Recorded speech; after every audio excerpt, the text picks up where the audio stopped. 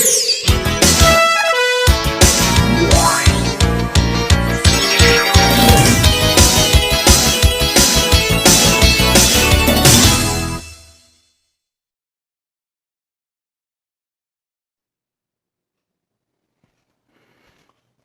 students. So today we are starting a new chapter which is coordination compounds.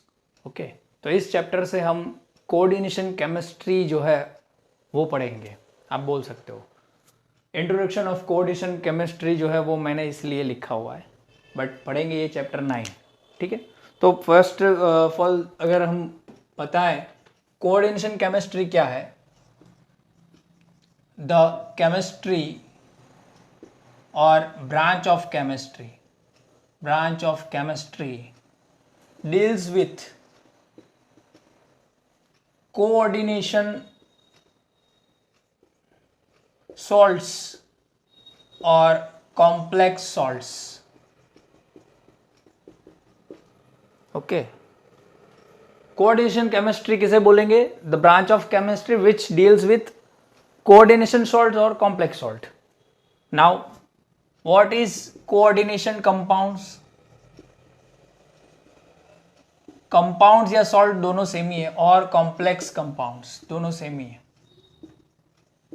Compounds. Okay, what are coordination compounds or complex compounds? There are two mainly things in the coordination compounds, which are first is metal, or we can say that central atom. Okay, and second is ligand. Okay, ligand. Metal or central atom, which is obviously a transition metal.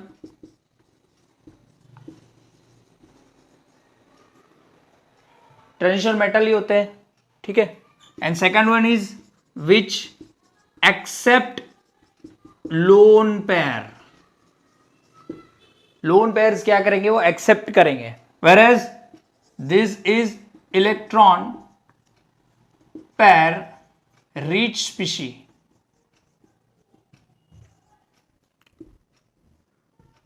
Second one is donate lone pair. They donates lone pairs. Okay, example anion and neutral compounds. Why I write here neutral compounds? There are numerous neutral compounds like H2O which have two lone pairs, NH3 species which have one lone pair, है ना. यहाँ पे H2O के पास भी दो lone pair है, NH3 के पास one lone pair है. तो ये न्यूट्रल है, इस पे कोई चार्ज नहीं है, लेकिन ये इलेक्ट्रॉन पेयर डोनेट कर सकते हैं. इसलिए यहाँ पे Cl minus, SO4 2 minus, there are anions. Okay, clear. So these are metals which accept lone pair from ligands. Okay, clear. Now what is the important, or what are the importance of coordination compounds in our life? There are numerous importance, as well as vitamin B12. It is a coordination compound. Okay, which central atom is cobalt. Okay, chlorophyll,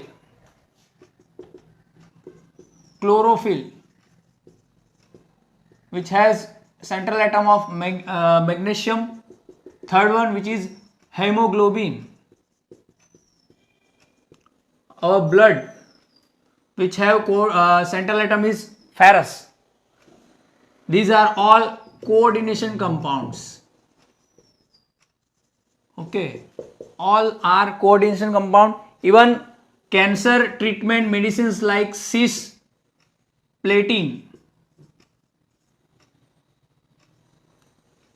You all studied in first chapter of 11th chemistry cisplatin. And fifth one is cistaxone. Also are coordination compounds. Okay ये सभी जो है वो coordination compounds हैं. और आपको मालूम ही हो जाएगा ये कोऑर्डिनेशन कंपाउंड है तो वो कितनी इंपॉर्टेंस रखते हैं हमारी लाइफ के अंदर. ठीक है, समझ में आया? क्लियर हुआ? ओके. तो कैसे कोऑर्डिनेशन कंपाउंड जो है वो फाइंड आउट हुए, या फिर बोल सकते हो कि उसके लिए जो कुछ प्रॉपर्टीज क्या है क्या नहीं है वो रिसर्च हुई. ठीक है, तो ये चैप्टर कैसे आया? So many chemists and workers did experiments on coordination compound, but the main we can say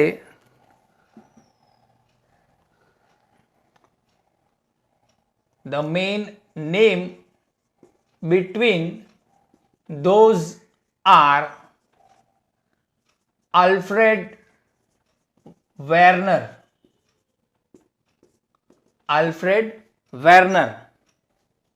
इन 1892 के अंदर जो है वो अल्फ्रेड वेर्नर जो थे इन्होंने क्या किया था? Did numerous experiments to know properties of coordination compounds. He also did a differentiation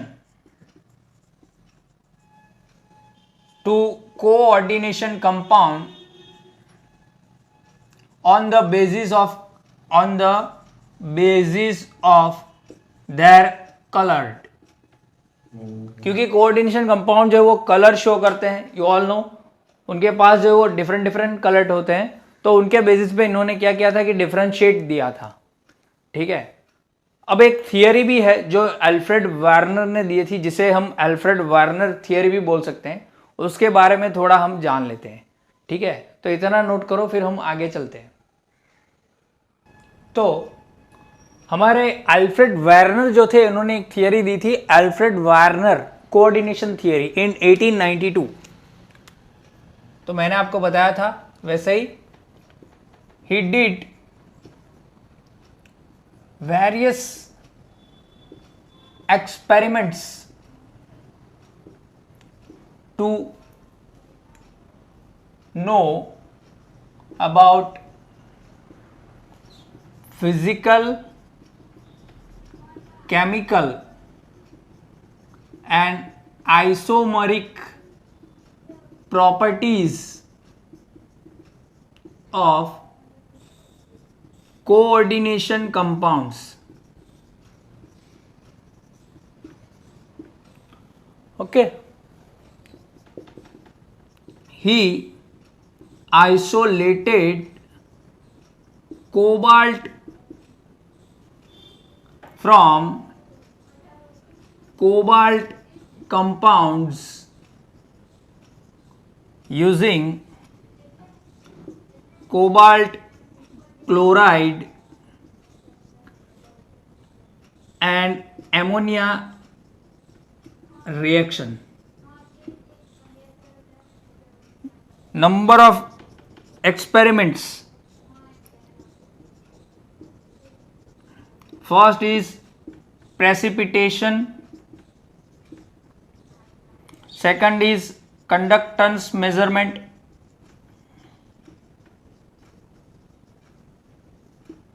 and third one is isomeric properties. These are some experiments which he did. ये कुछ एक्सपेरिमेंट्स है जो उन्होंने किए थे, ठीक है। तब जाके उन्हें बहुत सारी मतलब कि पता चली थी कोऑर्डिनेशन कंपाउंड के लिए, ठीक है। पहली चीज जो उन्होंने बोली थी, उन्होंने रिएक्शन की थी CrCl3 की रिएक्शन जब उन्होंने की थी तब उन्हें Cr3+ और Cl3Cl- मिला था, ठीक है। वैसे ही इसकी रिएक्शन की थी तो CO2+ और 2Cl- मिला। वैसे ही PdCl की रिएक्शन की तो Pd+ Cl- मिला था। ऐसा कुछ रिएक्शन में उनको मिला था, ठीक है। तो उन्होंने क्या बोला, here from this salts the number of ionized chlorine anion shows the primary valencies, that is 1 degree valencies। Primary को ऐसे लिखते हैं हम, प्राइमरी, सेकेंडरी, टर्शरी, वो 11th में भी मैंने आपको बताया था कैसे लिखते हैं। Valencies of transition metals.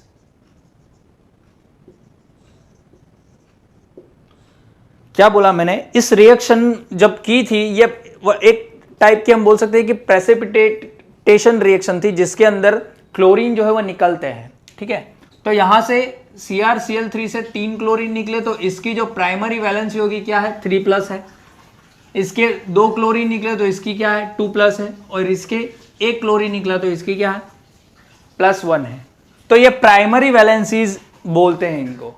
You all no कि ट्रांजिशन मेटल्स जो है वो एक से ज्यादा मल्टीपल वैलेंसीज शो करते हैं, तो ये प्राइमरी वैलेंसीज है। ये जो है ये है प्राइमरी वैलेंसीज है। जनरली हम प्राइमरी वैलेंसीज को क्या बोलते हैं, प्राइमरी वैलेंसी को हम बोलते हैं ऑक्सीडेशन नंबर, या फिर ऑक्सीडेशन नंबर, या फिर ऑक्सीडेशन स्टेट बोलते हैं।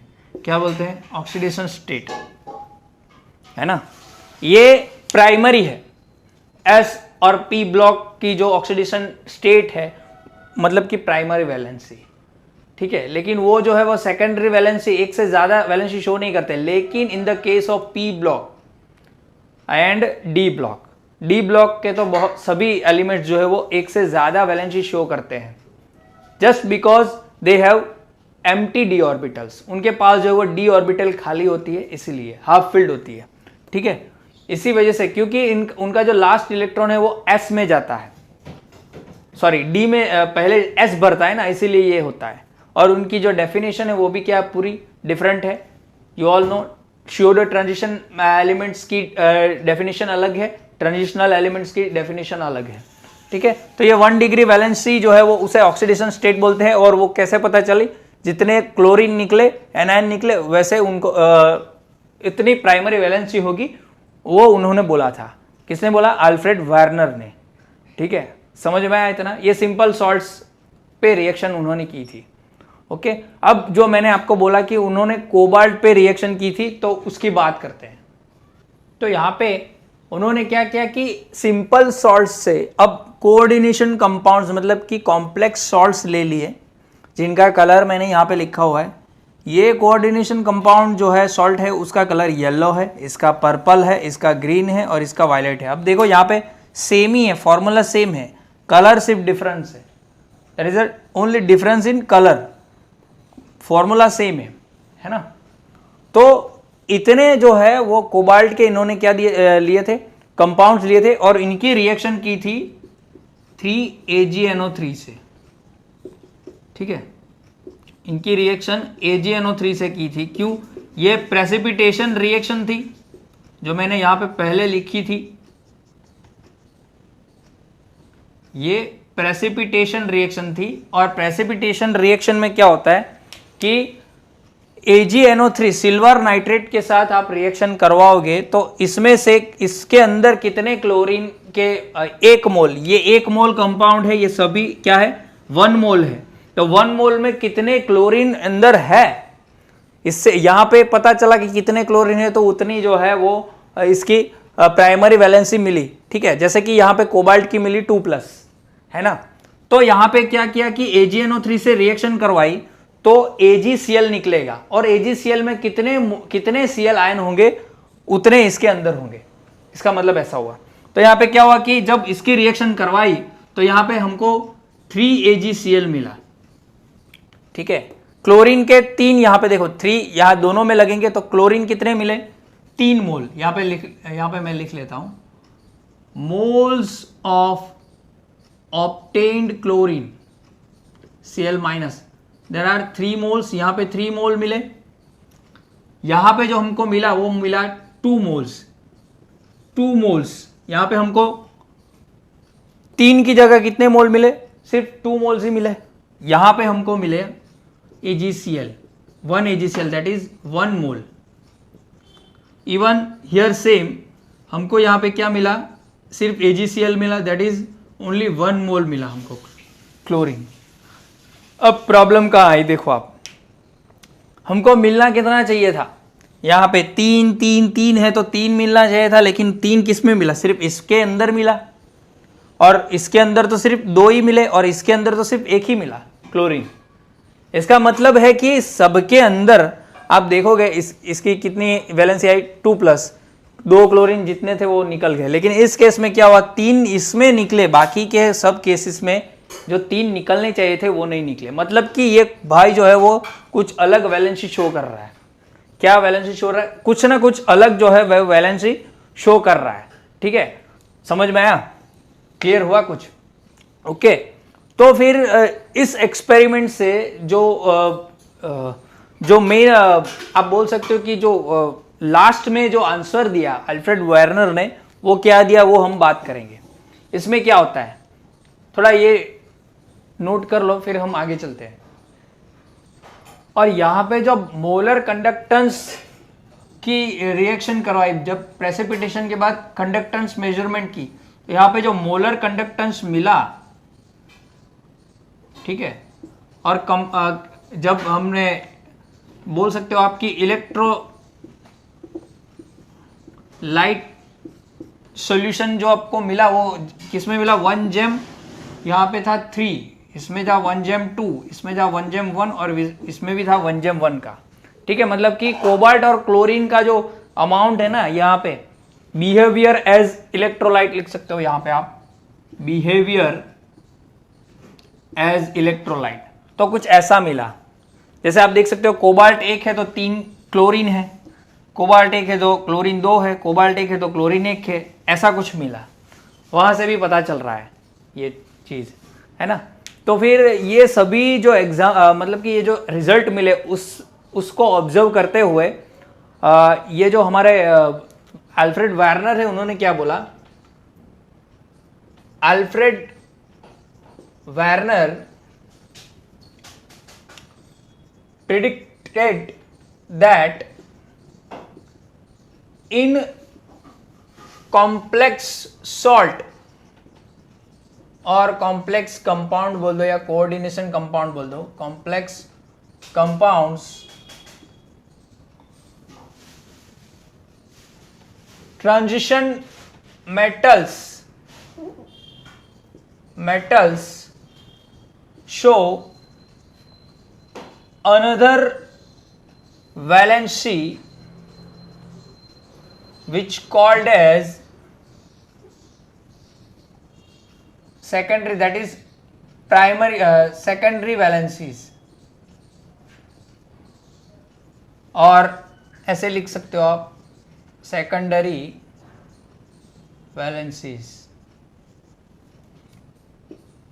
यहाँ पे ये जो कोऑर्डिनेशन कंपाउंड है उसके अंदर सेकेंडरी वैलेंसीज भी शो करते हैं, ऐसा बोलते हैं ये हमारे अल्फ्रेड वार्नर या वार्नर।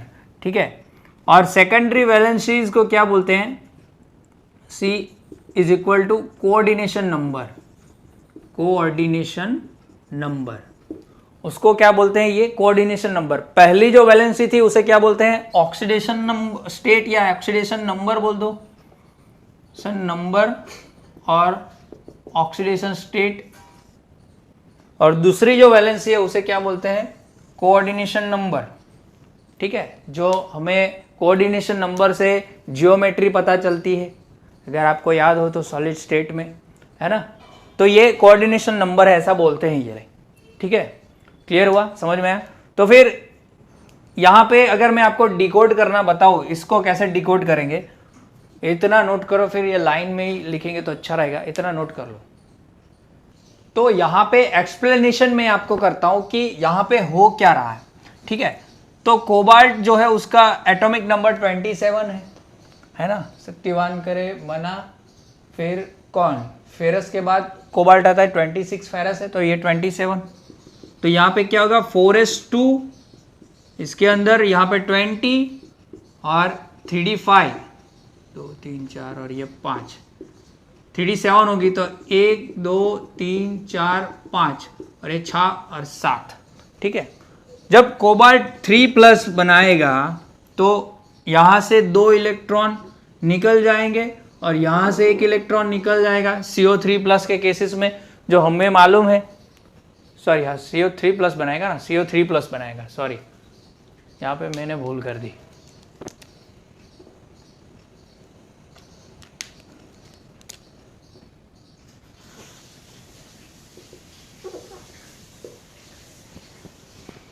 कोबाल्ट 3+ बनाएगा तो कुछ ऐसा होगा, है ना।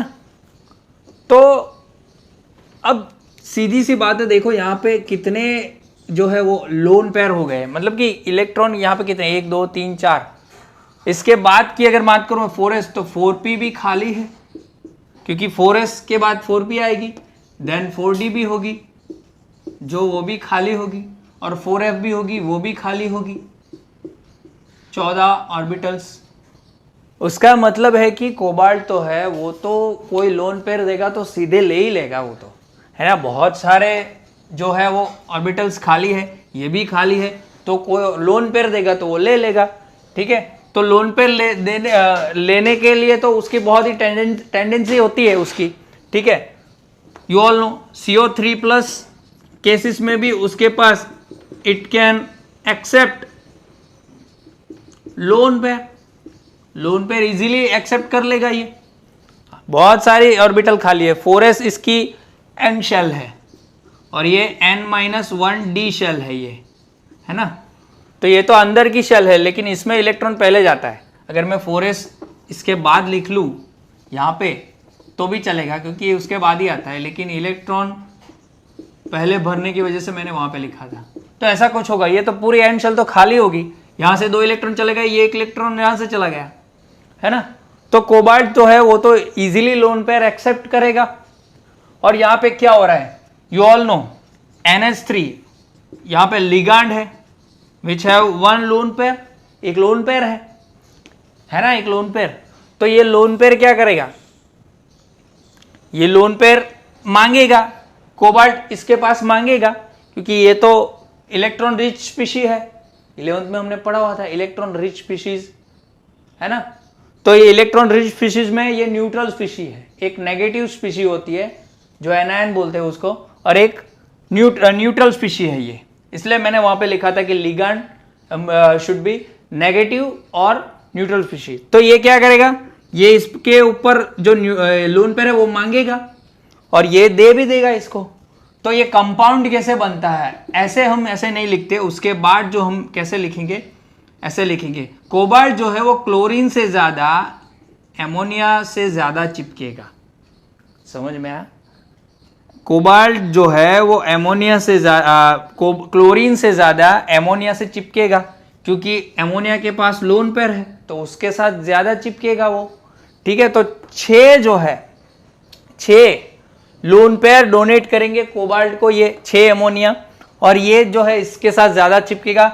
उसके बाद ये जो 3+ बचा है, उसके बाद की जो ये 3+ बची है वो सेटिस्फाई करने के लिए यहाँ पे Cl3 जो माइनस होगा वो यहाँ पे कंबाइन होगा। मतलब कि आप बोल सकते हो कि ये जो है वो प्राइमरी वैलेंसी जो है वो सेटिस्फाई करता है, और ये जो है वो सेकेंडरी वैलेंसी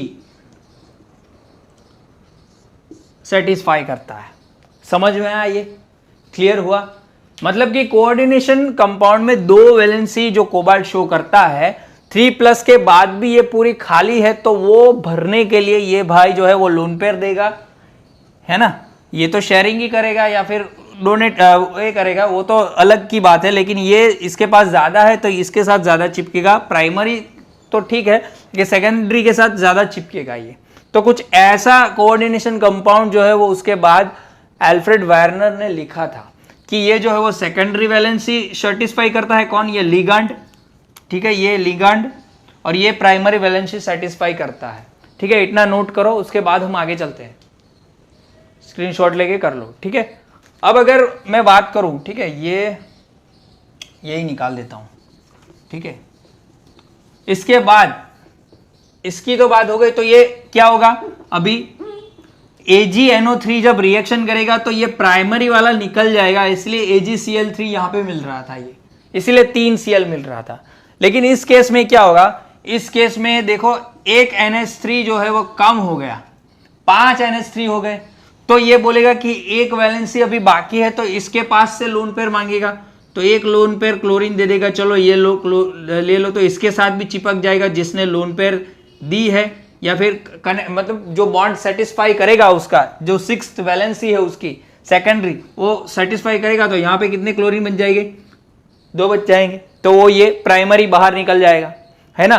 अब जब AgNO3 के साथ रिएक्शन होगी तो ये लोग रिएक्शन नहीं करेंगे जो ब्रैकेट के अंदर है, क्योंकि वो वैलेंसी जो उसकी जो सेकेंडरी वैलेंसी है वो सेटिस्फाई कर रहे हैं, प्राइमरी वैलेंसी जो सेटिस्फाई कर रहे हैं वो टूटेंगे। तो ये Ag जो है AgNO3 वो इसके साथ रिएक्शन करेगा, इसके ब्रैकेट के अंदर के साथ रिएक्शन नहीं करेगा, इसीलिए ये AgCl2 यहाँ पे निकल रहा है।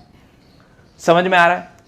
इवन सेम यहाँ पे क्या होगा, देखो वापस से NH3 एक कम हो गया, तो 2 Cl के पास वो मांगेगा अपने सेटिस्फाई करने के लिए, तो 1 Cl यहाँ पे रह जाएगा। सेम इस केस में भी यही होगा, क्योंकि फॉर्मूला सेम ही है, सिर्फ कलर डिफरेंस है। तो सेम AgNO3 के साथ रिएक्शन होगी और AgCl जो बाहर का है ये निकलेगा। इससे एक चीज हमें पता चल गई कि ये जो है वो आयोनाइजेबल है, और ये जो है इसके अंदर का ये पूरा पार्ट वो नॉन आयोनाइजेबल है, मतलब कि ये निकल नहीं सकता, ये पूरा जुड़ा हुआ रहता है ब्रैकेट के अंदर का, बाहर का ही निकल सकता है। मतलब कि प्राइमरी वैलेंसी जो है वो यहां से हमको पता चलेगी, और यहां से क्या पता चलेगी? सेकेंडरी वैलेंसी पता चलेगी। दूसरी बात, अब यहां पे कोई चार्ज क्यों नहीं आएगा? क्योंकि ये जो है वो न्यूट्रल स्पीशीज, NH3 के पास कोई चार्ज है नहीं, तो CO3+ तो CO3+ ही रहेगा यहाँ पे, है ना, ये ऐसा 3+ ही रहेगा, तो उसको इस 3+ को सेटिस्फाई करने के लिए क्लोरीन यहाँ पे जुड़ेगा। ठीक है, अगर क्लोरीन को यहाँ पे आपने जोड़ लिया ना, तो आप यहाँ पे +3 नहीं लिख सकते, लेकिन क्लोरीन को अभी निकाल दूंगा तो मुझे +3 लिखना पड़ेगा, क्योंकि ये तो न्यूट्रल स्पीशी है, तो कोबाल्ट के चार्ज में कोई डिफरेंस नहीं है, ये तो ये पूरा लोन पेयर दे रहा है, ये समझ में आ रहा है ना। ठीक है, तो ये न्यूट्रल स्पीशी, इस पर कोई चार्ज नहीं है और इस पर 3+ चार्ज है, तो पूरा ब्रैकेट में 3+ यहाँ पे लिखना पड़ेगा। लेकिन यहाँ पे मैं क्लोरीन जो यहाँ पे प्राइमरी वैलेंसी को सेटिस्फाई कर रहा हूँ, इसलिए मैं यहाँ पे +3 नहीं लिखा। समझ में आया? वैसे ही यहाँ पे भी होगा, यहाँ पे 3 और ये हुई ना 6 वैलेंसी है, कोऑर्डिनेशन नंबर आप बोल सकते हो। तो ये देखो, ये 4 और ये 2 6, यहाँ पे ये 4 हो गए, तो यहाँ पे मुझे लिखना पड़ेगा, लेकिन क्लोरीन जैसे ही आ गया +2 यहाँ पे मैं लिख सकता था, लेकिन क्लोरीन आ गया तो नहीं लिखूंगा, क्लोरीन को निकाल दूंगा तो +2 लिख सकता हूं मैं यहाँ पे। वैसे ही यहाँ पे भी होगा। समझ में आया? इतना क्लियर हुआ। और ये कलर की बात, तो कलर की बात मैं आगे आपको समझाता हूं कि जब आइसोमेरिक प्रॉपर्टीज जब फाइंड की तो पता चला कि अल्फ्रेड वार्नर ने बोला कि ये जो दोनों है वो आइसोमर्स है। ठीक है, ये क्या है? दोनों आइसोमर्स है, मतलब कि इनके मोलिकुलर फॉर्मूला सेम है। ठीक है, मोलिकुलर फॉर्मूला इनके सेम है, लेकिन डिफरेंस आता है, प्रॉपर्टीज में डिफरेंस आता है, इसलिए इनके कलर में भी क्या आता है? डिफरेंस आता है। ठीक है, समझ में आया? तो अभी ऐसे नहीं लिख सकते आप, ऐसे लिखना पड़ेगा ब्रैकेट के अंदर, जो अल्फ्रेड वार्नर ने हमको बोला कि ऐसे आप लिखो, कि ऐसे आपको पता चलेगा कि ये जो है वो टोटल वैलेंस इसकी कितनी है? 6 है +6। कैसे? देखो आप, समझ में आ जाएगा, है ना। तो यहां से ये जो है वो सेकेंडरी वैलेंसी है जो सेटिस्फाई हो रही है, और ये प्राइमरी वैलेंसी है जो सेटिस्फाई हो रही है।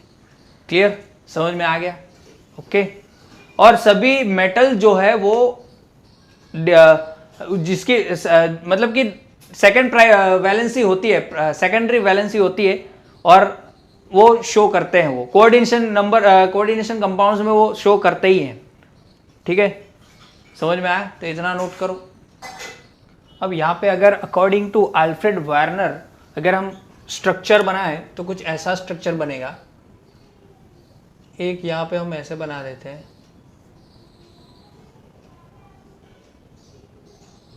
ये NH3, ये NH3, ये NH3, ये NH3, ये NH3 और ये NH3। ठीक है, अब क्लोरीन का हमें बताना है, तो ये क्लोरीन का बना देते हैं।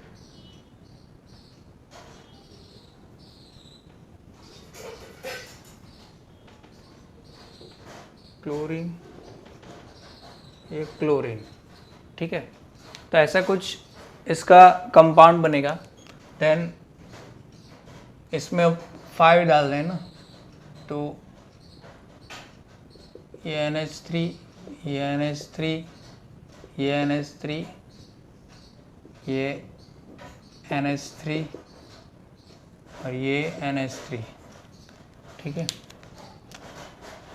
ये क्लोरीन, ये क्लोरीन और क्लोरीन के साथ यहाँ पे हमको एक लाइन ड्रॉ करनी पड़ेगी। ओके, क्यों मैं आपको समझाता हूँ। ठीक है, ये थोड़ा दूर ले लेते हैं। COCl3 4NH3, वापस से कोबाल्ट। अब ये 4 NH3 हैं, NH3, NH3, NH3। ठीक है, समझ में आ रहा है ना? समझा था वापस में यहाँ पे। और ये क्लोरीन, सॉरी ये डॉटेड लाइन बतानी पड़ेगी कि समझाना है मुझे ये। और ये क्लोरीन, और यहाँ पे अब 2 लाइन बतानी पड़ेगी। वैसे ही एक कंपाउंड दूसरा होता है COCl3 3NH3। ठीक है, ऐसा भी कंपाउंड होता है, तो वो भी बता देते हैं। तो ये हमारा NH3, हमारा NH3 और ये हमारा NH3। वैसे ही यहाँ पे भी, अरे Cl, Cl, Cl। अब सबके अंदर लाइन ड्रॉ करनी पड़ेगी कुछ ऐसे। ठीक है, तो यहाँ पे मैं आपको समझा देता हूँ। यहाँ पे स्टेटमेंट लिखूँगा और फिर समझाते जाऊँगा।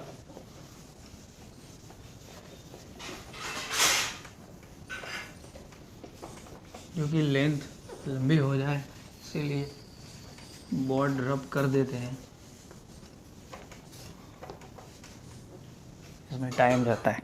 चलो, अब हमारे अल्फ्रेड वार्नर ने जो बोला था वो ऐसे स्ट्रक्चर दिए थे। अकॉर्डिंग टू अल्फ्रेड वार्नर ये स्ट्रक्चर है।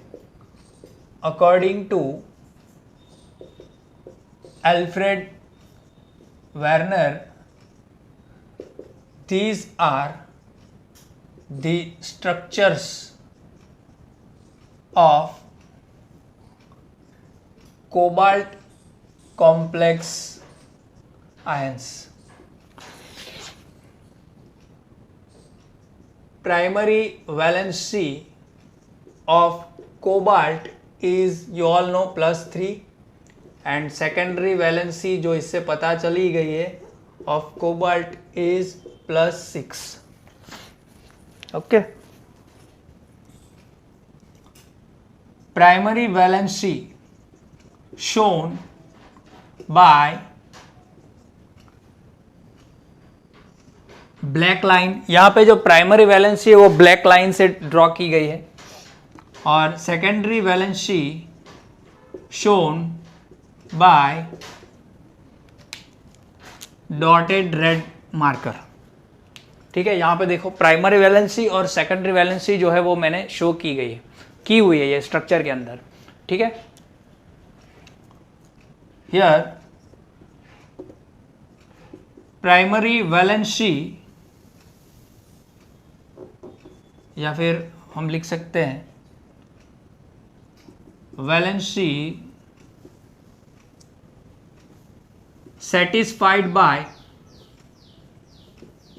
chlorine atoms, whereas secondary valencies satisfied by neutral species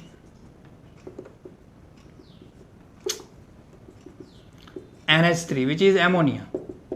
ठीक है, प्राइमरी वैलेंसी जो है वो क्लोरीन से सेटिस्फाई हुई है और सेकेंडरी वैलेंसी जो है वो क्लोरीन से सेटिस्फाई हुई है। ठीक है, with the reaction of silver nitrate, those primary valency chlorine precipitate out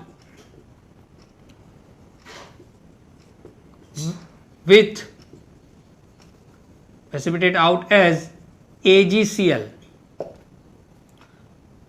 reaction हुई थी प्रेसिपिटेट आउट की AgNO3 से, तब क्या हुआ कि क्लोरीन जो है वो निकल आए AgCl एज ए AgCl। ठीक है, तो यहां पे आप देखो ये जो क्लोरीन है वो कैसे निकल आएंगे as a AgCl, but ligands which is NH3 cannot precipitate out, which satisfy the secondary, मतलब कि आप बोल सकते हो कोऑर्डिनेशन नंबर सेकेंडरी वैलेंसीज। तो इससे क्या पता चलता है, तो यहां पे मैं लिख लेता हूं, that's why we can say that the secondary valencies which is coordination number satisfying ligands are not ionizable, whereas primary valencies satisfying chlorine are ionisable. ये लोग जो है क्लोरीन वो आयोनाइजेबल होते हैं। ठीक है, और जो लिगांड होते हैं वो आयोनाइजेबल नहीं होते हैं। ठीक है, तो इनको कैसे लिखेंगे, तो मैंने आपको आगे बता दिया, CO के बाद NH3 ब्रैकेट के अंदर लिखेंगे, this part can't be ionisable, इसलिए ब्रैकेट के अंदर लिखेंगे। Then the ionizable part is Cl3. This part is ionizable. Okay. Even the same in this case. Bracket के अंदर CO NH3 5Cl Cl2, एक बॉन्ड मैंने बनाया नहीं लगता है, है ना, एक बॉन्ड यहाँ पे बनाना पड़ेगा मुझे, क्योंकि ये क्लोरीन के साथ कोऑर्डिनेशन वाला बॉन्ड बना रहा है, दूसरी वैलेंसी वाला। ठीक है ना, एक NH3 निकल गया इसलिए। तो यहाँ पे भी क्या होगा, CO NH3 4Cl2 Cl। ठीक है, और यहाँ पे तो अब लिखना हो तो लिख लो 3Cl3। ठीक है, सॉरी यहाँ पे ऐसा कुछ होगा, ब्रैकेट के अंदर ही होगे सब, समझ में आया। इसलिए ऐसे आप लिखोगे, आपको ऐसे लिखना पड़ेगा, अल्फ्रेड वार्नर ने बोला। समझ में आया इतना? ओके। क्यों ऐसे हम लिखते हैं? क्योंकि ये ब्रैकेट के अंदर का नॉन आयनाइजेबल है और this part is ionisable. This satisfied the primary valencies and this satisfied the secondary valency of this central atom और ट्रांजिशन मेटल। Okay, clear? समझ में आया? तो नोट करो। फिर कुछ पॉस्टुलेट्स हैं वो हम लिख लेते हैं। तो यहाँ पे मैंने कुछ पॉस्टुलेट्स लिखी है, इसमें कुछ डिफरेंस नहीं आना चाहिए इसलिए मैंने पहले लिख ली। फर्स्ट जो है, in the coordination compounds metal atom exhibit two types of valencies. तो मैंने आपको बोला कि उसने रिएक्शन की थी, प्रेसिपिटेशन रिएक्शन की थी, देन मोलर कंडक्टेंस जो मेजरमेंट है वो किया था। तो उससे पता चला कि कोई कोऑर्डिनेशन कंपाउंड के अंदर जो मेटल है, ठीक है, वो ट्रांजिशन मेटल ही होता है।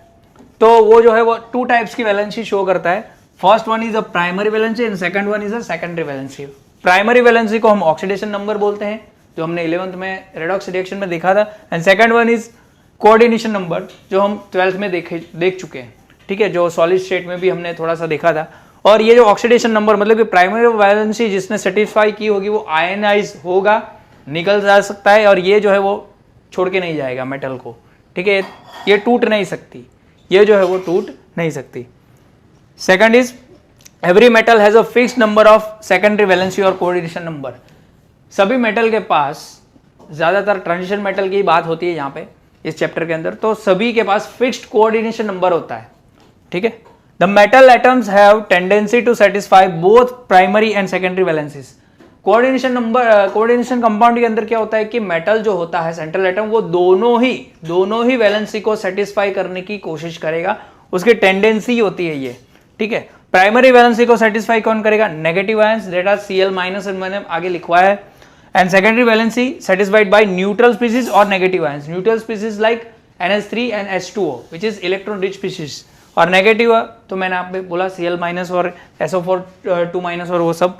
इन some cases primary and secondary valencies are satisfied by negative ions.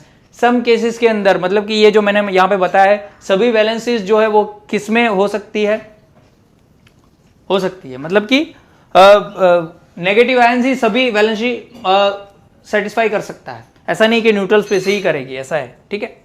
Second valencies have characteristic fixed position which explain about geometry of the coordination compound. Coordination compound हो, कॉम्प्लेक्स कंपाउंड हो, तो उसके अंदर क्या होता है कि उनकी जो कैरेक्टरिस्टिक फिक्स्ड पोजीशन होती है उससे जियोमेट्री पता चलती है। जैसे हमने सॉलिड स्टेट में कोऑर्डिनेशन नंबर आपको बोला था कि 6 होगा, तो वो क्या होगा? ऑक्टाहेड्रल होगा। अगर 4 होगा तो वो टेट्राहेड्रल होगा, या स्क्वायर प्लानर हो सकता है। तो वैसे ही अगर मान लो कि 6 कोऑर्डिनेशन नंबर के केसेस में ऑक्टाहेड्रल होगा, वो फिक्स पोजीशन होती है। वेयरएज जो प्राइमरी वैलेंसी होती है वो नॉन डायरेक्शनल होती है, उसकी कोई डायरेक्शन नहीं होती। But in the case of secondary valencies they have characteristic fix position, ये डायरेक्शनल होती है, और वो कंपाउंड के, कोऑर्डिनेशन कंपाउंड की जियोमेट्री क्या है वो बताती है। समझ में आई? क्लियर हुआ? ओके, जियोमेट्री बताती है, ना कि shape. In the case of no lone pair in the central atom, geometry और शेप वही होता है। अगर कोई मानो कि लोन पेयर होगा, कोई लोन पेयर होगा, वो तो इस केस में तो होता ही नहीं है, तो मेटल के केस में, तो उस केस में ही जियोमेट्री और शेप चेंज होगा। समझ में आ गया? Okay, clear? तो इस इंट्रोडक्शन वीडियो में हमने एक कंप्लीट टॉपिक देख लिया। अब अगला टॉपिक जो है वो अगले वीडियो में कवर करेंगे। ओके, इसके रिगार्डिंग कोई भी क्वेश्चन हो तो आप सीधे मुझे पूछ सकते हो। ओके।